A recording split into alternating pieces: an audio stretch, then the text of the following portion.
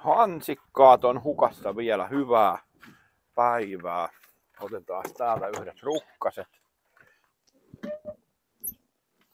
Missä tuolta löytyy? Fiatia vähän siinä säätelin ja pistettiin vähän syöttöä isommalle ja kas kummaa, kun otettiin vähän pumpulta syöttöä lisää, niin koneen ääni muuttui, tuli noin 30% tehoja lisää. Siis ottaen huomioon, että tässä oli varmaan 50 hevosvoimaa siinä kohtaa, niin nyt siellä ehkä on lähellä sitä, mitä siellä pitäisi olla.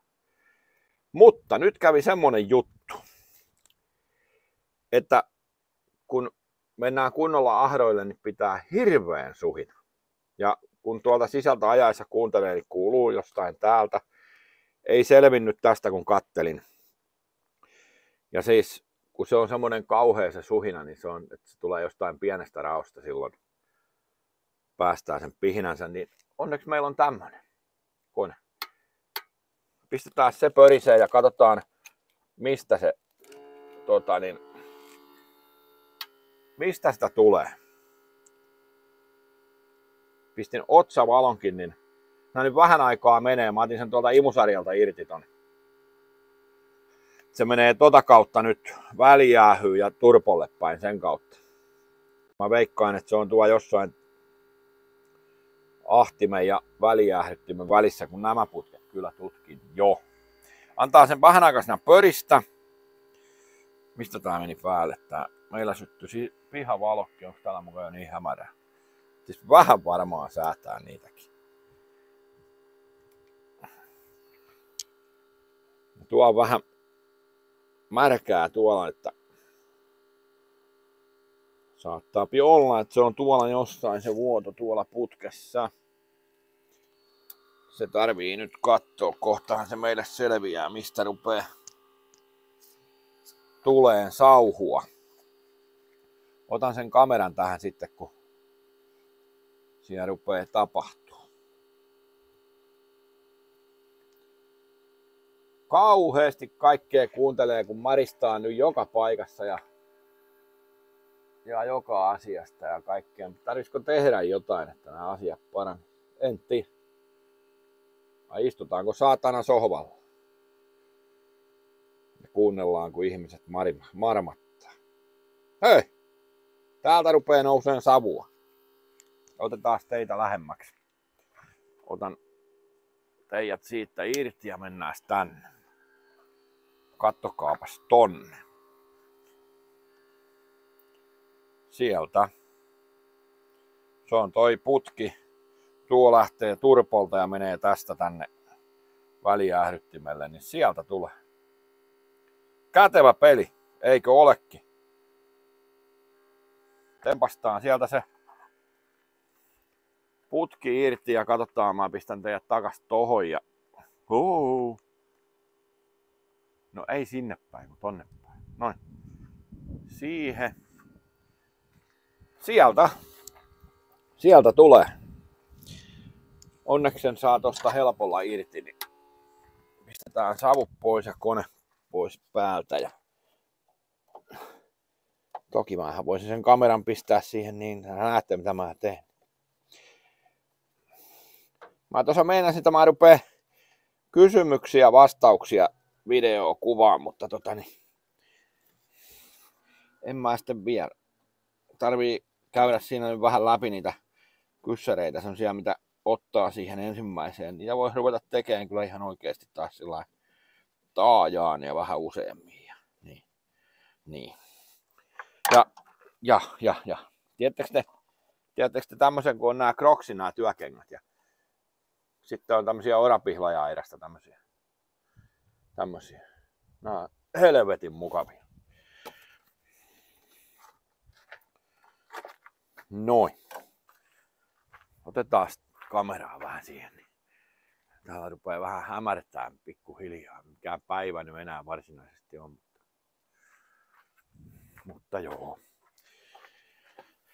Onneksi täällä on tätä tilaa. Täällä vehkeessä. Niin kuin riittävästi. Ei ole kovin ahdas konehuone tässä laitoksessa. Noin. Täällä tulee sauhua. Aika pehmosen oloinen putki, että kattokaa. Juu, nyt mä tiedänkin miksi se on mossahtanut. Tässä on taas syy ja seuraus. Siinä on tommonen, kattokaa, kulunut tommonen jälki. Täällä oli sillain, että oli maajohto, koneen maajohto meni sillain, että se paino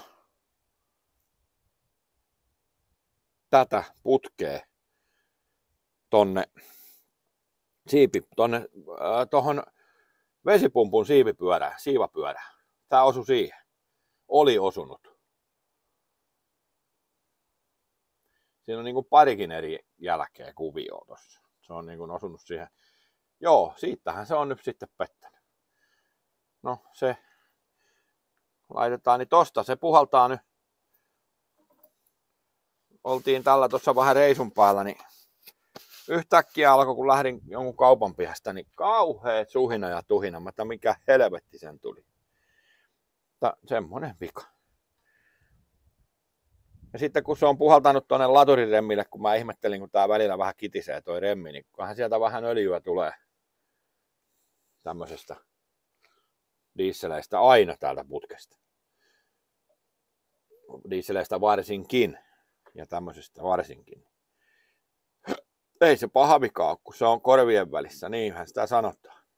Joo, se oli siinä se vika. Nyt se korjataan, ehjätään se ja laitetaan takaisin. Kyllä se on sotkenut sieltä jo. Voi.